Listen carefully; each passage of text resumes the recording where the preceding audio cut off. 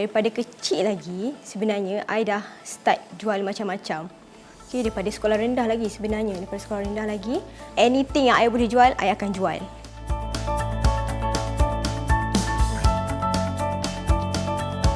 Kalau kita cakap berniaga ni, dia berkenaan peluang lah.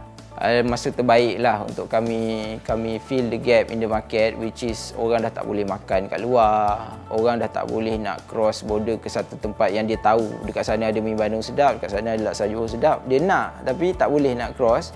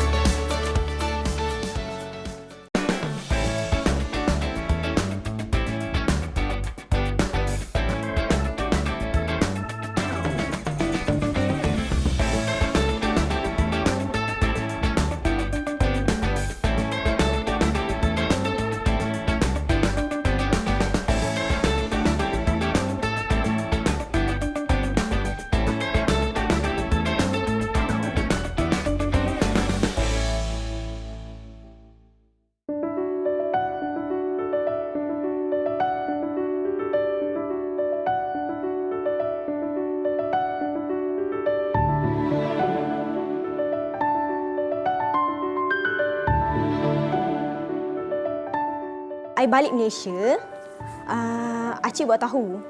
So, I cakap, Acik buat, kita makan semua, my family memang selalu lah. So, Acik buat tahu kan, kita makan, lepas tu, dia sedap. Lepas tu, I tengok Acik jual, I rasa macam, tak tahulah, I rasa macam, tak worth-nya Acik jual, Acik tolak macam tu.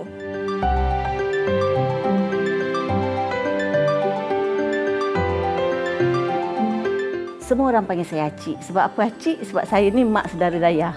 Jadi nama tu melekat, sinonim sampailah sekarang. Semua orang akan panggil saya Acik walaupun saya bukan makcik diorang. Jadi bila Dayah balik Malaysia, dia tengok saya jual tahu bergedil, dia pun makan jugalah macam mak dia ni. Suka. Lepas tu bila jual makan, Dayah kata, Acik tak apalah biar Kak Long carikan customer untuk Acik. Sebab Kak Long ramai kawan dia kata kan. So kita cuba. So daripada situ customer pun first day pun dapat dah 100 pack. Alhamdulillah, memang rezeki macam tak sangka. Tahu tu meletup.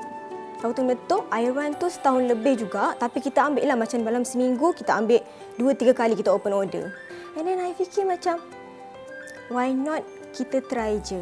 Tapi sebenarnya deep down, I tak nak menjaga makan. Kalau untuk expand, I tak nak. Sebab I rasa macam daripada I kecil, my mum parents memang menjaga makan. Kita duduk dekat gerai, kita membesar dekat gerai, kita tahu macam mana susahnya hidup dekat gerai tu. So, I rasa macam, oh tak boleh, I tak nak. I serik sebenarnya.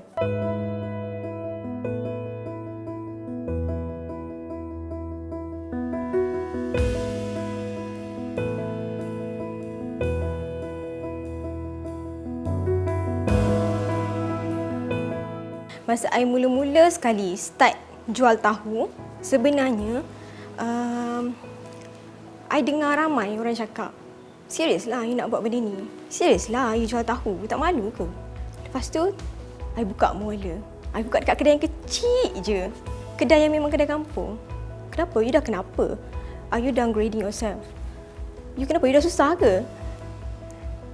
Tapi I serius saya cakap, tak, I tak kisah pun apa orang nak cakap. Orang nak cakap apa pun, itu bukan masalah I. Yang I tahu, I nak move forward. I ada goals yang lebih besar lagi untuk ramai orang. I nak pergi jauh. Tapi tak semestinya kalau I nak pergi jauh, tiba-tiba I nak kena ada restoran yang cantik. Tak, tu bukan I. I start daripada awal, from scratch. Sebab itu yang kita buat pun dengan bisnes-bisnes sebelum ni yang kita usahakan. Itulah yang I dengar masa I mula-mula start buat mula sampai hari ni pun. I cakap, serius lah, you duduk kat kedai kampung je. I tak kisah pun. Orang boleh cakap apa-apa pun, itu bukan masalah I. Yang I tahu, I nak buat.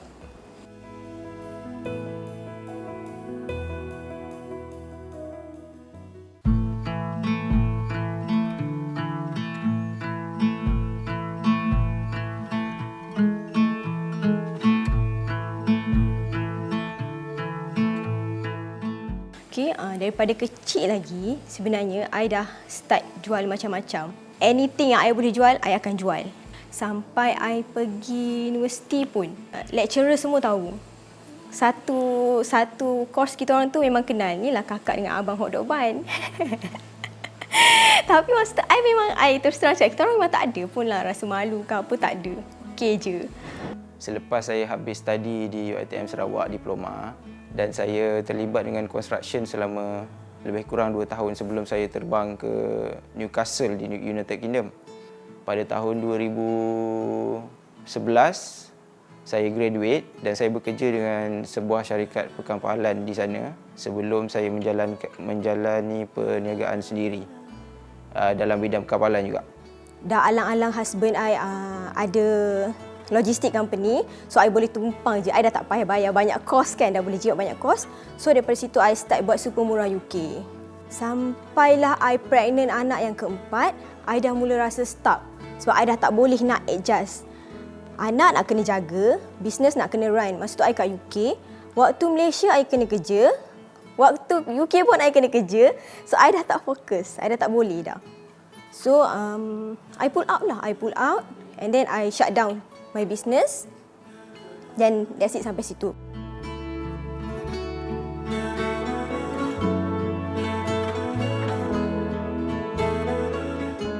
Dan 2015 ke 2018, selama 3 tahun tu basically kami memang most of the time enjoy the life lah. That is one of the mistake juga lah sebab terlalu percaya dengan pekerja dan masa tu ada seorang lagi partner untuk run business dan kita tak take care sangat. Until bila 2018 tu keadaan semakin tak cantik dan overhead yang besar tu kami tak boleh nak cope anymore. Sehingga 2018 akhirnya saya menjual perniagaan tersebut dan balik ke Malaysia.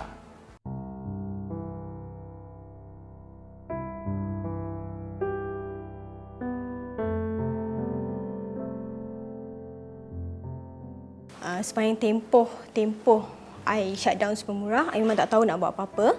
And then sebenarnya dalam tempoh tu I down juga. So tu yang I cakap I will back on track. I will be back on track. Tapi sepanjang tempoh tu I tak nampak jalan. Sebab memang hari-hari I akan doa.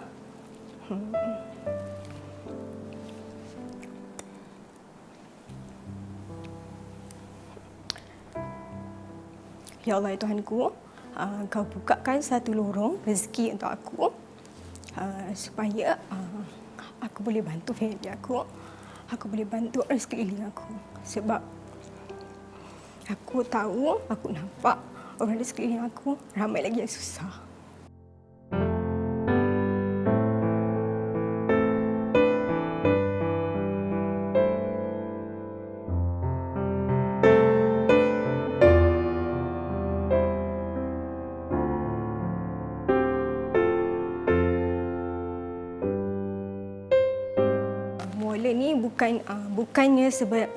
Bukannya untuk I dengan Mus'ab je. Muala ni bagi I untuk semua orang, untuk mereka yang berjuang dengan kita orang, untuk family kita orang. Sebab itulah I selalu cakap dengan my team member, buat betul-betul, buat yang terbaik. Jangan sampai orang turn off, orang piss off. Sebab I rasa I nak Muala ni jadi satu platform yang semua orang akan gembira. Kalau orang sebut Muala, semua orang akan rasa gembira. I nak macam tu.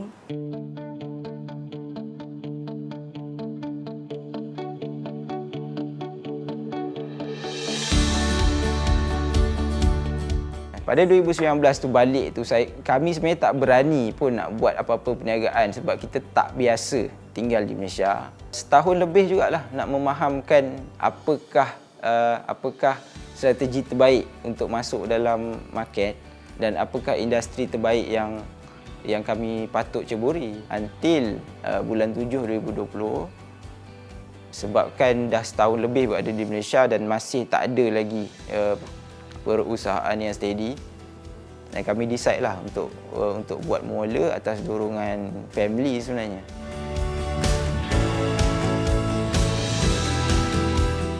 Bila dia agree nak on board dengan I, sebab pada awalnya dia tak nak. I pujuk dia banyak hari sebenarnya. Jomlah kita buat kan. Nothing to lose, jom. No, I tak ada experience, no. Jomlah. End up, dia kata okay. So masa dalam kereta tu, nak letak nama apa ni? Entah. I cakap, I tak tahu nama apa. Muola. Dia cakap macam tu kat I. I macam, Muola? Macam, betul, Muola. Sebab every time kalau kita tengah duduk saja-saja pun, dia tengah siap-siap, nak pergi mana? Muola. Itu ayat dia. So, buat I teringat yang macam, okey, betul, Muola. Muola. Slang yang orang Muar pakai, dia basically Muar sebenarnya. M-U-A-R. Tapi orang Muar memang panggil Muar lah. M-U-O, Muola. That's how nama Muola tu datang.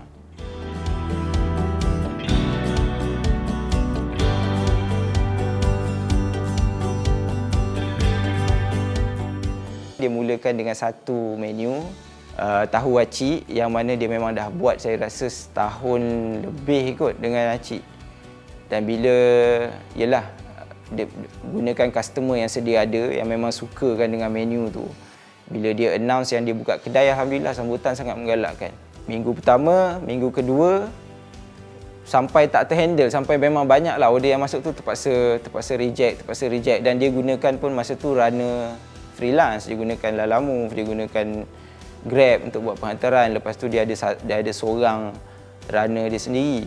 Bila order tu masuk banyak dan memerlukan saya sendiri berada dekat kitchen, baru saya nampaklah sebenarnya okey, perniagaan ni sangat berpotensi untuk berkembang.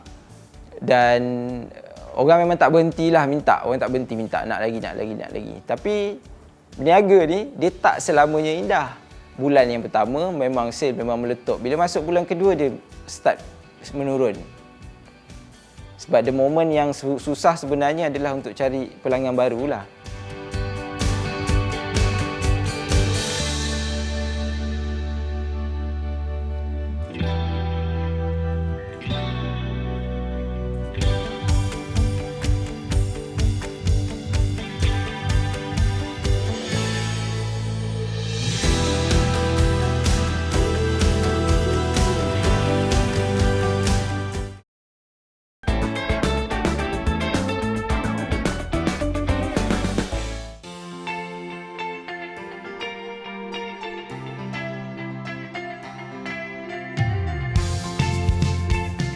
I tak pernah pun, I dengan Mus'ab tak pernah pun buat F&B. Itu sebenarnya cabaran yang paling besar. Yang kenapa at the first place Mus'ab reject proposal I untuk jual makan. Memang dia mati-mati tak nak. Langsung tak nak. I macam sampai down. Tapi I nak kena buat benda ni. I cakap sebab I rasa macam nothing to lose. Lepas tu kita nak pergi pasar, kita nak hadap benda yang kita tak hadap pun sebenarnya. Berpanas-panas, bangun subuh-subuh. Lepas tu macam mana nak menjual tu. Kita tak tahu Malaysian market behaviour macam mana. Tapi kita keep on try and error lah sampai hari ni. Kita belum berjaya lagi. Kita masih lagi try and error. Cuba lagi sampai jumpa tune.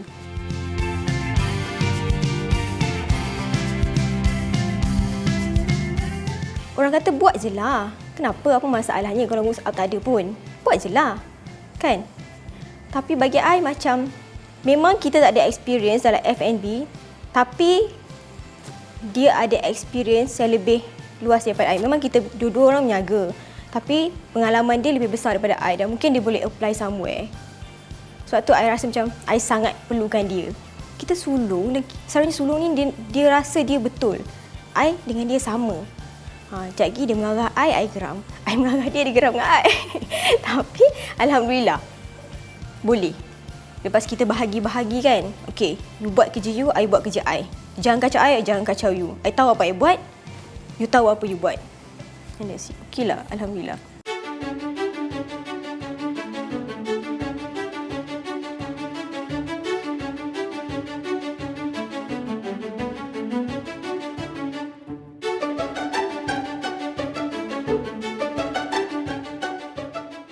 Cabaran utama dalam buat muala ni sebenarnya adalah untuk memuaskan hati customer. Bila customer ni ada satu expectation tau. Dia ada satu expectation yang laksa Johor has to be like this. Mi Bandung has to be like this. Kalau makan mi rebus nak kena ada sate. Itu yang kalau you all tahulah, orang Muar ni dia enjoy makan masa sarapan. So kalau orang Muar yang customer kami yang orang Muar, dia akan mempersoalkan kenapa delivery muala ni bukan sarapan. Sedangkan kita bukan tak nak, kita acknowledge benda tu. Kita acknowledge benda sebenarnya orang Muar ni enjoy breakfast. But serving breakfast ni tak semudah yang disangka lah. Masanya pendek. Dan preparation makanan dan preparation menu yang kami ada ni adalah preparation yang panjang.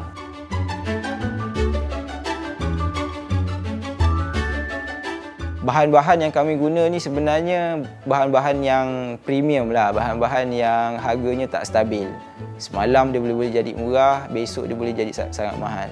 Tahu acik dan sambal kicap acik signature tu menggunakan cili api yang paling mahal yang ada dekat market.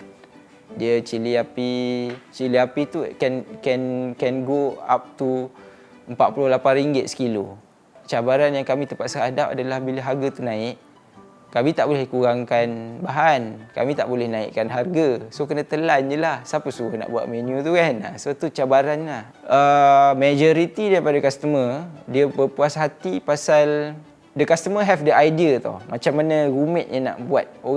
Macam mana roommate-nya nak produce menu-menu yang kami buat ni. Plus, kami buat tu delivery. Yang berikan cabaran tu sebenarnya adalah delivery itulah.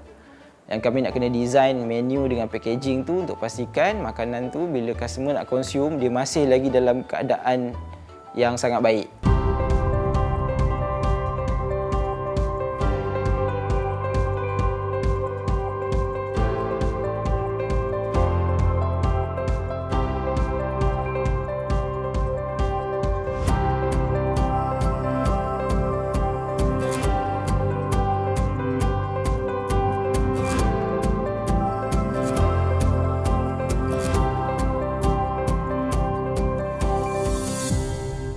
Kami pilih Johor ni basically sebab dia adalah resepi keluarga kami yang berasal daripada Johor.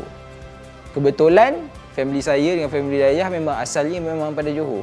Parent kami pun ada background berniaga makanan dan pada kami tak susah lah untuk kami introduce apa yang kami tahu berdasarkan apa yang family kami dah buat dan untuk pasarkan kepada orang ramai.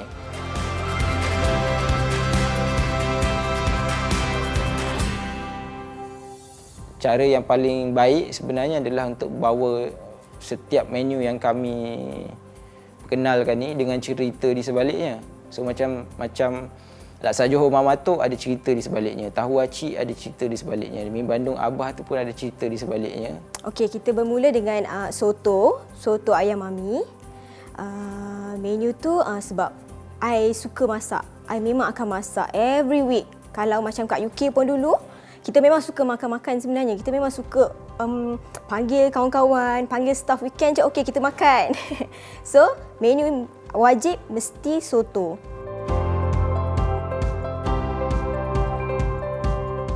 Okey, and then kita come out dengan mi Bandung Abah. Sebab Abah memang kat situ hari-hari. So, macam okey kita buat mi Bandung Abah. Masa zaman saya, kecil-kecilnya anak ni lah kan. Memang saya jual mi Bandung hanya pakai stol tolak je ataupun warung-warung tumpang-tumpang orang. Macam itulah. Jadi hingga sekarang ni memang saya dah berhentikan jual tu, tapi customer lama tu masih bertanya kan tu. Aku rindukan mi Bandung kau tu. Mi Bandung tu agak kelainan sikit lah. Mi Muar dipanggil. Itu yang jadi orang pun bila dah makan dia mesti tahu beza dia tu.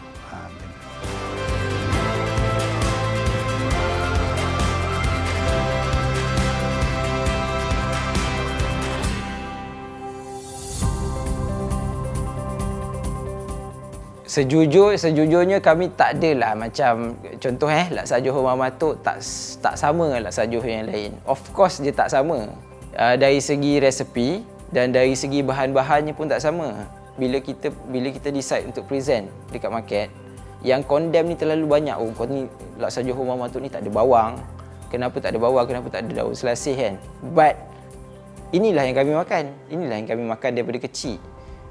Memang laksa Johor yang kami kenal adalah laksa Johor yang begini. Lontong mak memang orang cari sebab dulu mak memang menjaga lontong. Mana-mana pun pergi sampai kadang tu bila gerai tutup, warung kita tutup, orang datang rumah. Kak Ya, tolong masak laksa, tolong masak lontong, nak makan lontong. Teringin sangat. Orang mengandung pun datang, nak makan sangat lontong mak. So, kita come out dengan lontong. Benda-benda yang memang kita dah makan daripada kecil. Memang mak akan masak punya setiap minggu.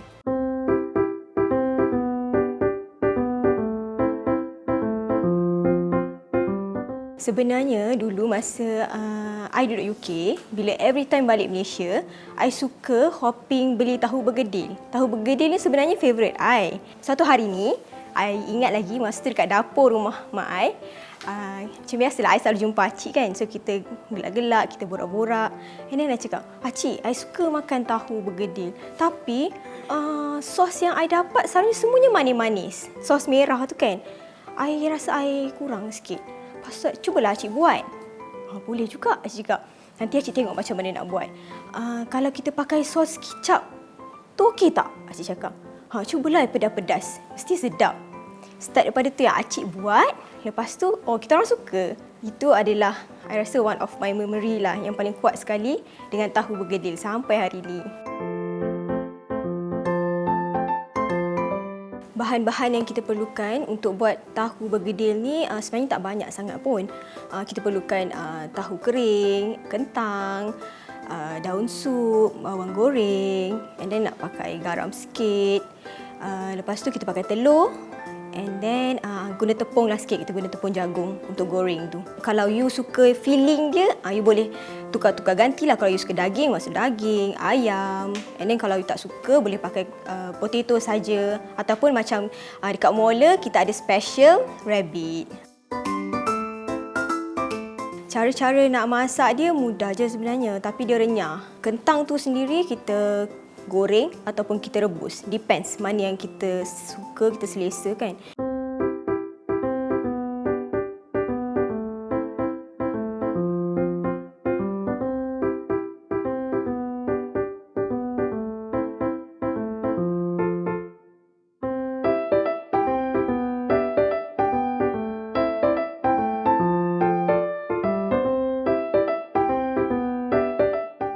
And then kita masukkan daun sup, kita masukkan bawang goreng, kita perasakan sikitkan dengan garam, and then kita mash.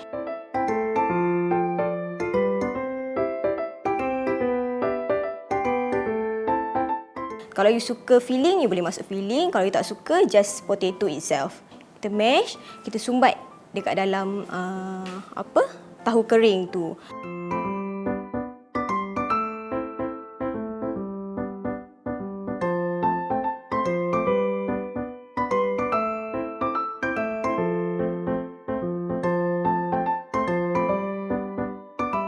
Untuk salutan, telur tu kita masukkan tepung jagung sikit supaya dia nampak cantik. Dan kita pukulkan rata. Kemudian kita masukkan tahu, kita goreng beberapa minit, and then it's ready.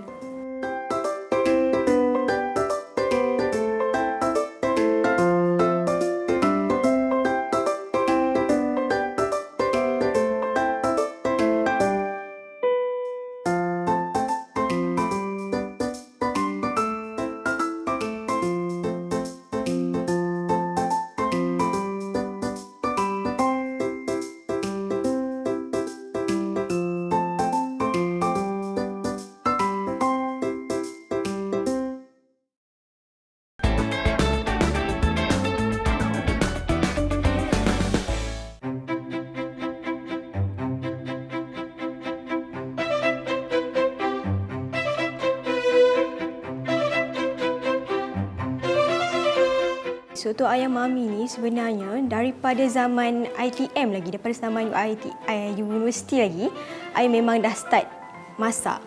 I masak untuk kawan-kawan, untuk lecturer. Kalau kita gather, selalunya memang I akan masak soto lah. Soto. And then bila kahwin, I still lagi masak, tapi sebenarnya Mus'ab tak suka sangat soto. Dia tak pandai sangat makan soto. Tapi bila I masak, lama-lama jadi favourite dia soto ni. Kalau diikutkan dalam menu yang pertama sekali kita perkenalkan dekat Muala. Soto ayam mami ni keistimewaan dia adalah kita ada tahu bergedil gegasi, which is daripada dulu memang kalau I buat soto, bergedil tu mesti besar. Mesti besar. So kita rasa macam puas kalau makan. And then lagi satu kuah sup dia. I tak suka kuah sup yang terlalu berempah. Bila kuah tu light, just nice je dah cukup. I rasa itu lebih flavorish lah. Lagi comfort bila kita makan tu. I rasa tu adalah kelebihan-kelebihan yang ada lah dekat dalam soto Muala tu.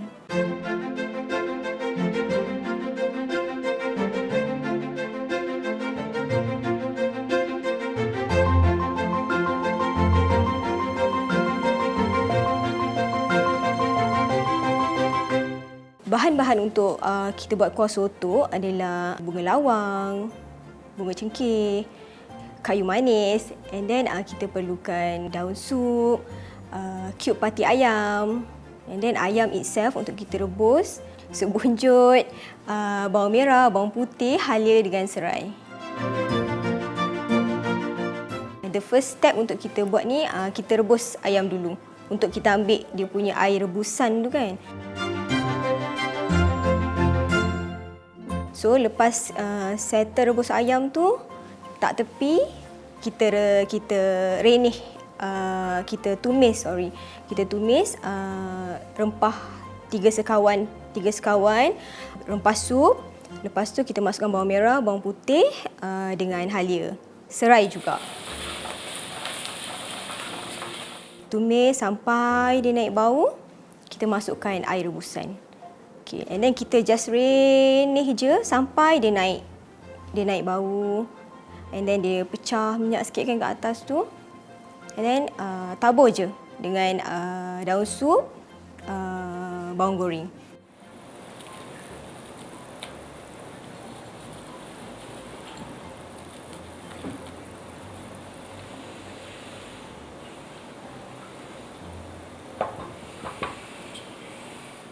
Untuk ayam, air rebusan tadi, saya akan simpan dulu dekat dalam fridge sementara saya tumis kuah and siapkan kuah. Lepas tu saya akan keluarkan, saya akan gaul dulu dengan rempah dengan kunyit. Lepas tu kita goreng. Kita goreng sekejap je, jangan lama-lama, nanti ayam tu terlalu keras.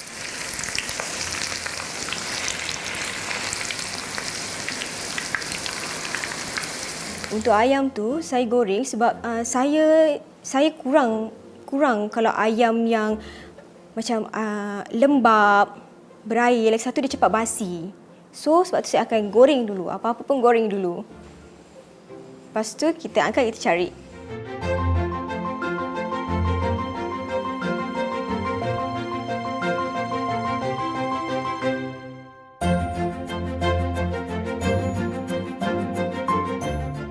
Untuk soto ni, dia banyak condiments tau. Okay, kita kena ada kacang tanah, tapi kita gorenglah dulu kacang tanah. Soun juga kita goreng. Lepas tu kena ada ayam carik, daun sup, bawang goreng, limau kasturi. Kalau macam Muala, memang kita akan letak limau kasturi.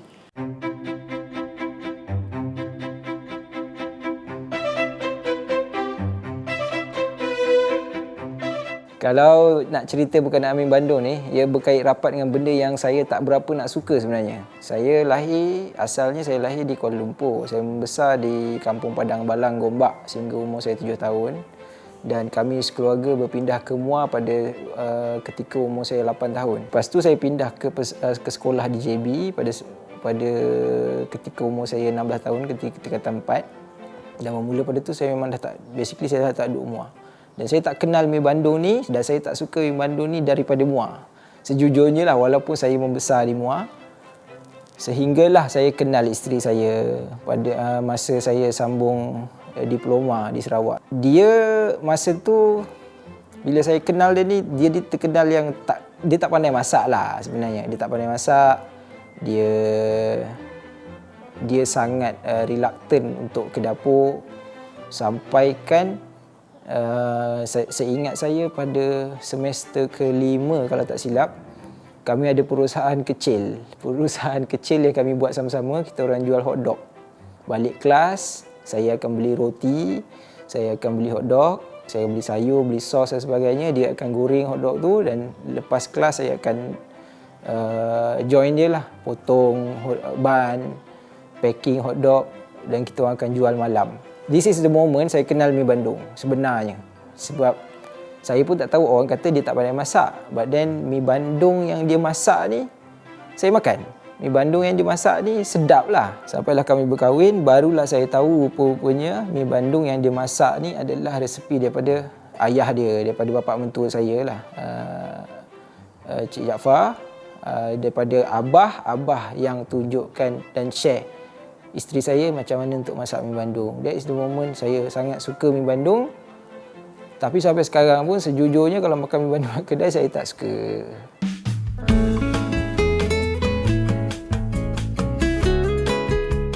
Istimewanya dalam mi Bandung Abah ni sebenarnya adalah udang kering. Udang kering yang kita pakai tu, kita memang pilih udang kering yang betul-betul wangi.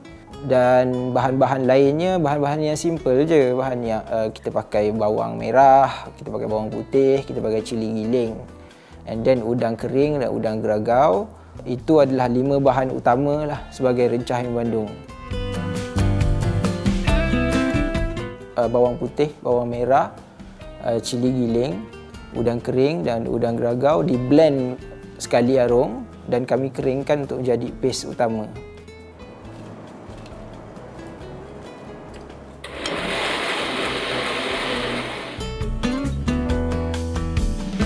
Kita rebuskan dulu daging tu, rebus sampai daging tu empuk. Kalau style saya tak rebus daging sehingga masak lah. Saya akan rebus daging separuh masak.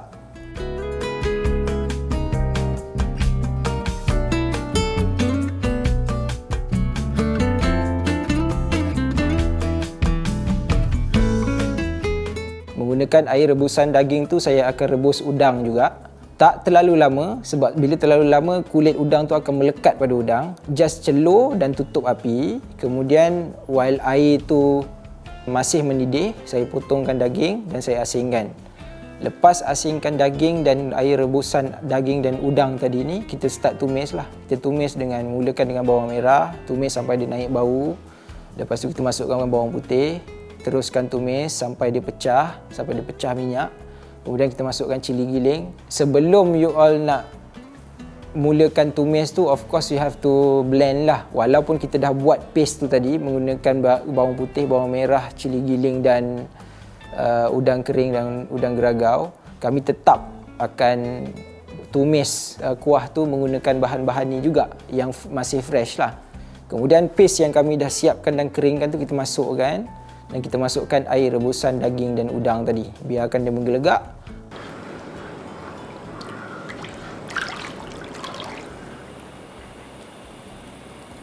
Once dia menggelegak, kita masukkan daging yang kita dah rebus tadi tu sehingga dia mendidih.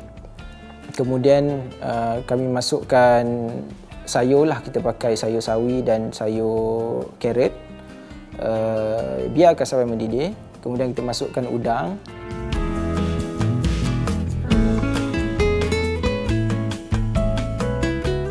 Dan yang paling penting sekali adalah timing untuk telur. Sebab telur ni kita akan masukkan yang last sekali. Telur ni adalah bahan yang terakhir sekali kita masukkan sebab kita nak enjoy the egg yolk, kuning telur. Kuning telur tu dalam keadaan separuh masak. That's when you boleh betul-betul rasa dia telur tu, dia punya putih telur tu akan jadi part of kuah. Tapi kuning telur atau egg yolk tu masih lagi cair. Masih belum 100% masak.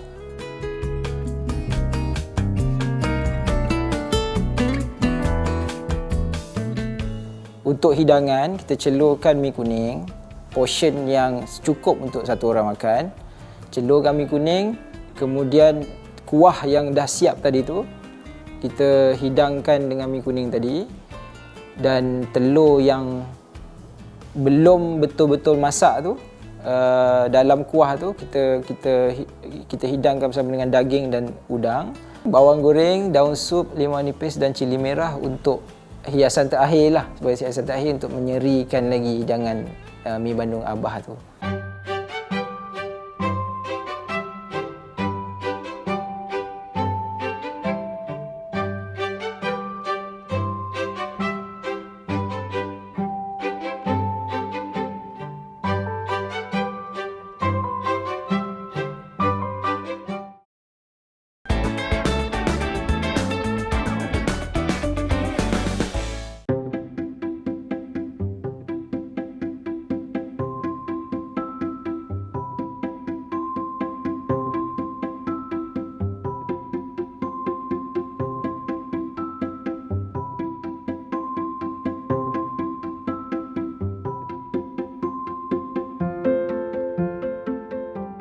Kejayaan terbesar Muala ni adalah bila kami lancarkan menu nasi ambeng tu, yang kami kira-kira mungkin kami boleh jual dalam 50 ke 100 dulang sehari. Dalam masa 3 minggu actually, bulan puasa tu kami decide untuk bekerja setiap hari. Tapi alhamdulillah sekali bukan hari pertama lah, hari pertama puasa tu, order nasi ambeng tu terus ke 100 dulang. Dan kami order dekat kilang hanya 1,000 dulang. 1,000 dulang tu habis dalam masa seminggu pertama, dan kami kena order lagi 3,000 dulang. So dalam masa 3 minggu tu 4,000 dulang lah. Tapi still walaupun cabarannya sangat besar masa tu, tapi kami anggap tu sebagai kejayaan terbesar kami lah. Nasi ambeng tu berjaya terjual sekian banyak. Dan yang keduanya, kami ada tim delivery sendiri yang sebenarnya lah adalah kunci kepada kejayaan kami tu. Semua delivery team kami menggunakan kereta. Kita tak gunakan motor langsung, so chances untuk makanan tu bergoyang dan bersepah tu memang tak ada. Dan the way kami handle tu is like room service at the hotel. That's what you get. So pada kami sangat bangga lah dengan kejayaan tu.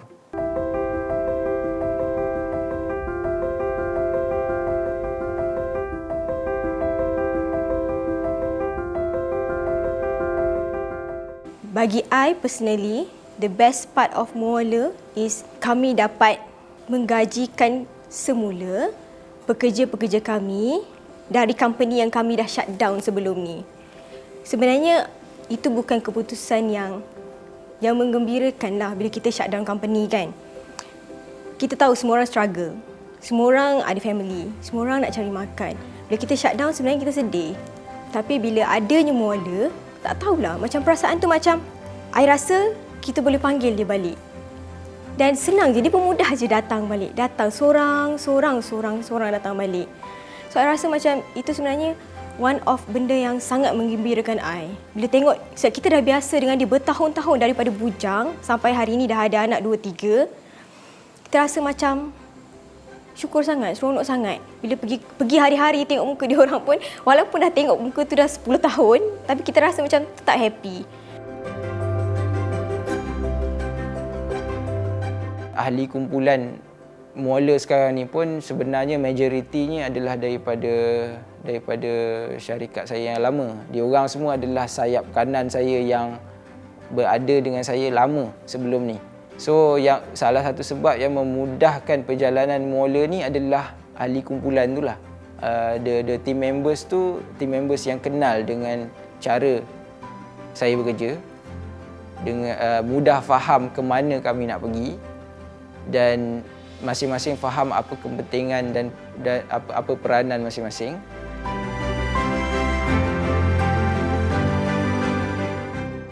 Foodie Friday ni program yang kita jalankan dekat Muala setiap hari Jumaat untuk sesiapa, kita buat platform untuk sesiapa yang nak join kita menyumbang.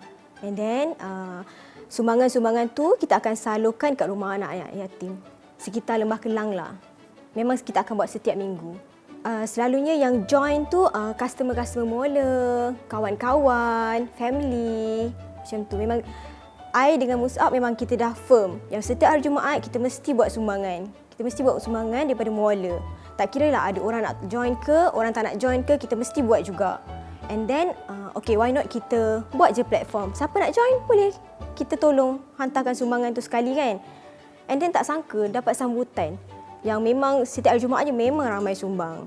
Alhamdulillah kat situ.